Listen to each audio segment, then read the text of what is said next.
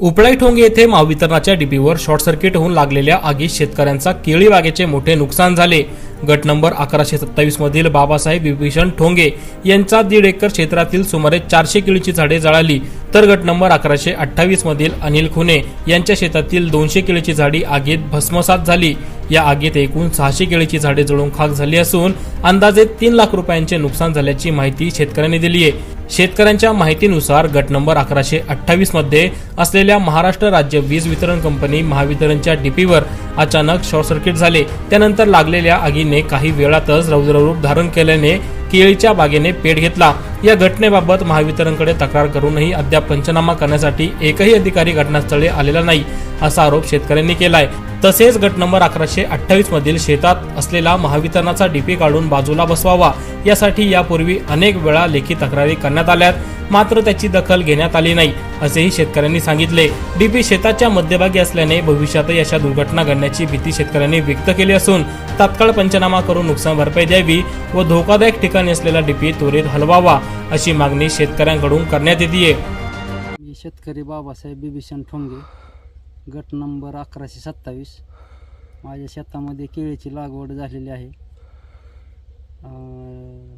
1128 मध्ये डिपो आहे खुन्याच्या शेतामध्ये। तो शॉर्ट सर्किटमुळे ठिणगी पडून ऊसाचं पाचोट पेटलं गेलं।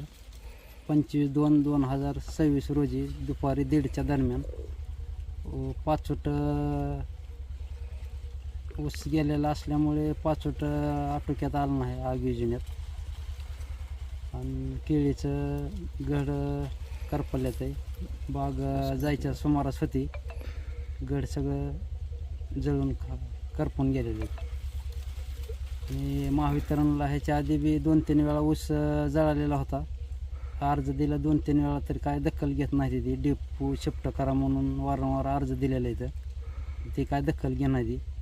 आता डिपो जर नाही हलवला, त्यांनी शिफ्ट नाही केला, तर आम्ही सगळे शेतकरी मिळून आमरण उपोषण करणार असा इशारा दिला। नाव अनिल दानाजी खुने, राहणार उपळाई ठोंगेचा आहे।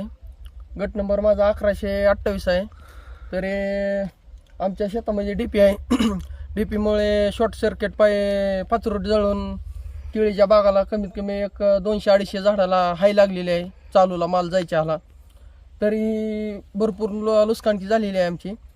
तरी महावितरणला आम्ही ह्याच्या अगोदर अर्ज देऊन ही काही दखल घेतलेली नाही त्यांनी।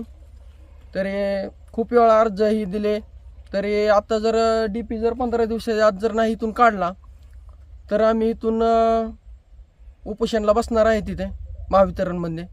तरी माझी एवढीच विनंती आहे की दखल घ्यावी ह्याची सगळ्यांनी।